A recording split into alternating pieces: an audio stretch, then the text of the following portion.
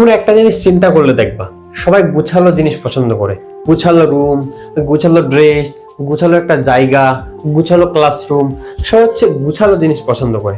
ঠিক তেমনি তুমি যদি তোমার পড়াশোনাটাকে একটু গুছিয়ে নাও, পরে তোমাকে এটা পড়তে অনেক ভালো লাগবে। তাহলে হচ্ছে তোমার পড়াশোনাটা, তোমার যে সাবজেক্ট গুলো আছে, এই সাবজেক্ট গুলো যেমন বাংলা, ইংরেজি, আলাদা সাবজেক্ট গুলো আছে, প্রতিটা সাবজেক্ট নোট করো। নোট করার পর হচ্ছে যেখান থেকে বিগত সালে প্রশ্ন আছে, এই টপিক গুলো বাইর করো। তারপর হচ্ছে কি করবা, তারপর হচ্ছে খুবই গুরুত্বপূর্ণ হচ্ছে হাইলাইট করবা। কি করবা, যেগুলো হচ্ছে খুব ইম্পর্টেন্ট হাইলাইট করো।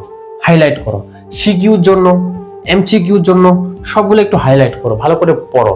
যখন তুমি পড়াটা সাজিয়ে নেবা, পুরো অধ্যায়টা পড়ার পরে যখন একটা তুমি গোছালো নোট করবা, তোর পড়াটা পড়তে 5 দিনের পড়াটা 10 দিন লাগুক, 15 দিন লাগুক, তুমি যখন এই নোটটা করবা সুন্দর করে, নোটটা তোমার হচ্ছে খুবই খুবই গুরুত্বপূর্ণ।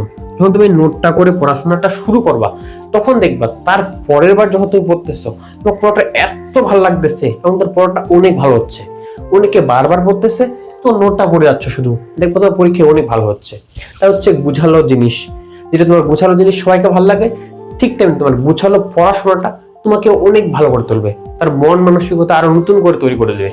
তাই যখন পড়তেছো, নোট করো, হাইলাইট করো, বিগত সালের প্রশ্নগুলো বাইর করো, এভাবে পড়ো, দেখবা গুছালো হইতে পড়ার কারণে তোমার অন্যদের থেকে তোমার রেজাল্টটা অনেক অনেক ভালো হচ্ছে।